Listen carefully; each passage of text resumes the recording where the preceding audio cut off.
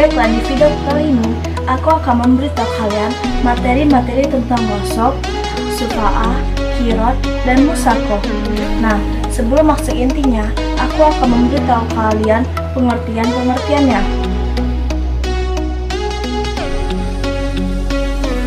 Menurut bahasa, gosok adalah mengambil sesuatu secara paksa dan terang-menerang.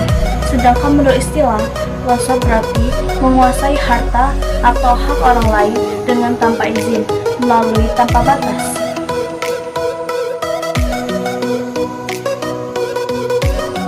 Berdasarkan sejumlah ayat, hadis, dan pendapat ulama, gosok itu hukumnya haram. Dalam kitab yaitu Al-Ahkam, pekerjaan gosok pada salah satu dosa besar. Adapun firman Allah Subhanahu wa Ta'ala yang terjadi rujukan hukum gosok ini adalah suatu surat Al-Baqarah ayat 188.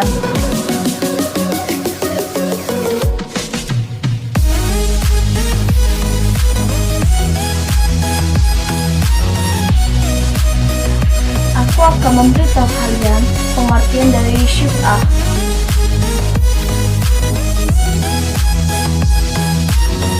Secara bahasa diambil dari kata syaf yang artinya pasangan. Syufa'ah adalah hal yang sudah dikenal oleh orang-orang Arab pada zaman jahiliyah.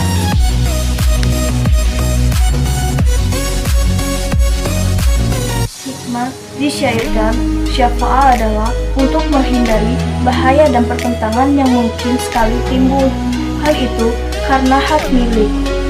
Syafa'at terhadap harta yang dijual yang hendak dibeli oleh orang lain, menolak adanya manfaat yang mungkin timbul dari orang lain tersebut.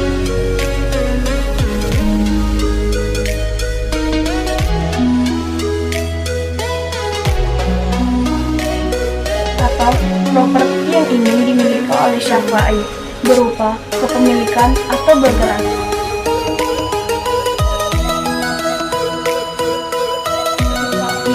Berarti properti yang ingin dimiliki oleh Syafi'i lepas dari kepemilikan-pemilikannya dengan disertai kompensasi atau muawadah, tidak gratis.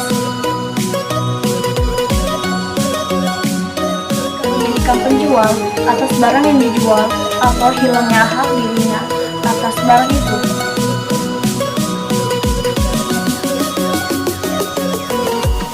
Syafi'i atau pemilik masruhi pada waktu jual beli untuk penjual memutuskan mempunyai hak atas syufa'ahnya.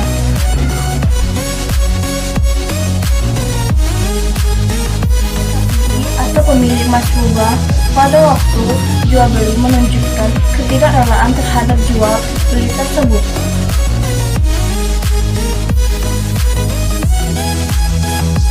Kita akan memasuki pengertian qirot.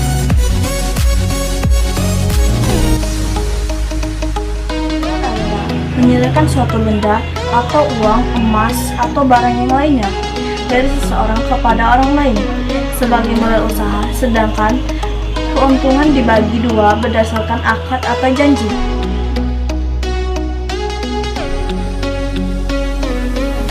Aku akan memberitahu kalian rukun-rukun pada qirot.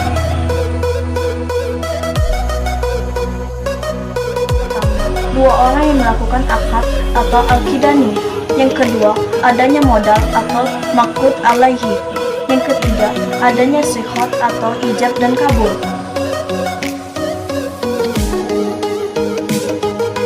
Dalam modal, yang kedua pekerjaan, yang ketiga laba, yang keempat sikhot, yang kelima dua orang yang berakad.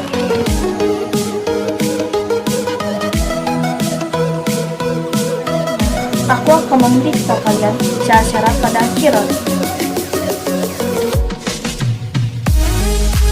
Modal atau barang yang diserahkan itu berbentuk uang tunai. Orang yang melakukan akad disyaratkan mampu melakukan tasyaruf, maka batal akad anak-anak yang masih kecil, orang gila, dan orang-orang yang berada di bawah pengakuan.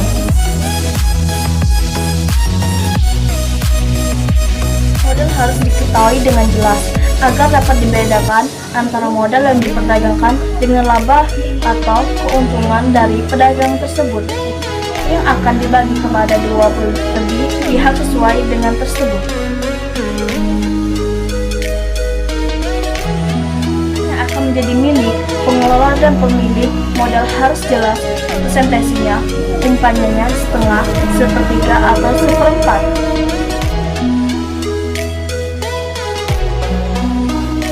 Kita akan memasuki materi musakoh.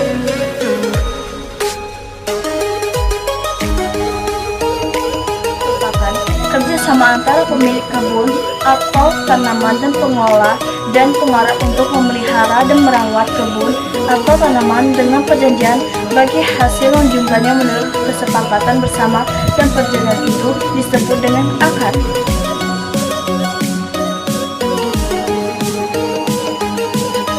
Adalah mubah atau boleh, sebagaimana sabda Rasulullah SAW.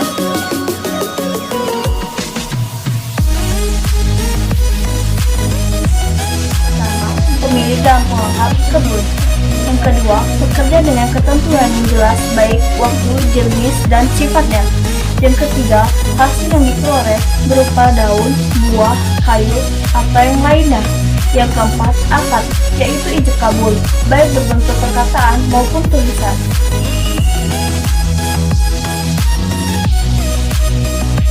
Dari video saya, semoga bermanfaat ya.